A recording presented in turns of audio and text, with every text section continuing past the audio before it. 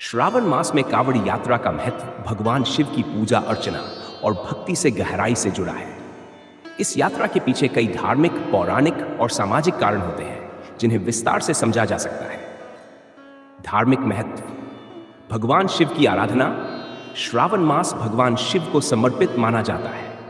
इस महीने में शिव की आराधना और उपासना विशेष फलदायी मानी जाती है। कावड़ यात्रा के माध्यम से भक्त अपनी श्रद्धा प्रकट करते हैं और शिवलिंग पर जल अर्पित कर उन्हें प्रसन्न करने का प्रयास करते हैं। पवित्र नदियों का जल। कावड़ यात्री गंगा, यमुना, सरस्वती, नर्मदा और अन्य पवित्र नदियों का जल भरते हैं। इस जल को शिवलिंग पर अर्पित करना धार्मिक रूप से महत्वपूर्ण माना जाता है। इसे शिव को शीतलता प्रदान करने और भक्त की इच्छाओं की पूर्ति का माध्यम माना जाता है। पापनाश और पुण्य प्राप्ति। ऐसा माना जाता है कि कावड़ यात्रा के माध्यम से भक्त अपने पापों का नाश करते हैं और पुण्य प्राप्त करते हैं। इस यात्रा के दौरान की जाने वाली कठिनाइयों को सहन करना तपस्या का रूप माना जाता है, जिससे आत्मशुद्धि होती है। पौराणिक महत्व। समुद्र मंथन की कथा। समुद्र मंथन के समय जब हलाहल विष निकला, तब भगवान शिव ने उसे अपने कंठ में धारण किया। विष के प्रभाव को कम करने के लिए देवताओं ने उन्हें गंगाजल अर्पित किया। कावड़ यात्रा इसी घटना का प्रतीक मानी जाती है, जहां भक्त शिव को जल अर्पित कर उनकी कृपा प्राप्त करते हैं। भगवान राम की कथा।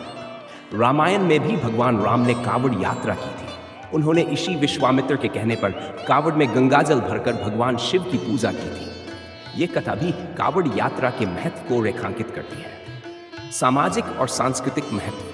मन, समुदाय और एकता। कावड़ यात्रा एक सामूहिक यात्रा होती है जिसमें लाखों लोग भाग लेते हैं।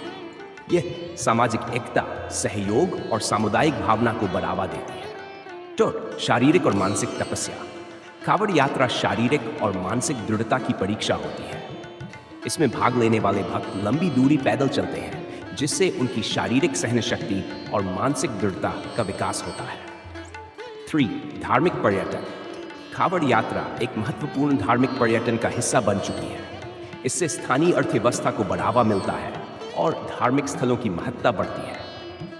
कावड़ यात्रा की प्रक्रिया। 1. पवित्र जल भरना। कावड़ यात्री पवित्र नदियों से जल भरते हैं। ये जल कावड़ नामक एक विशेष बांस के ढांचे में रखा जाता है। 2. पैदल यात्रा। कावड़ यात्री कई किलोमीटर की दूरी पैदल चलते हैं, जिसमें उन्हें विभिन्न कठिनाइयों का सामना करना पड़ता है।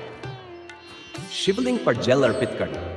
यात्रा का अंतिम पड़ाव किसी प्रमुख शिव मंदिर पर होता है, जहां कावड़ यात्री जल अर्पित करते हैं और भगवान शिव की आराधना करते हैं। कुल मिलाकर श्रावण मास में कावड़ यात्रा एक अत्यंत महत्वपूर्ण धार्मिक और सामाजिक परंपरा है, जो भक्ति, श्रद्धा और समर्पण का प्रतीक है।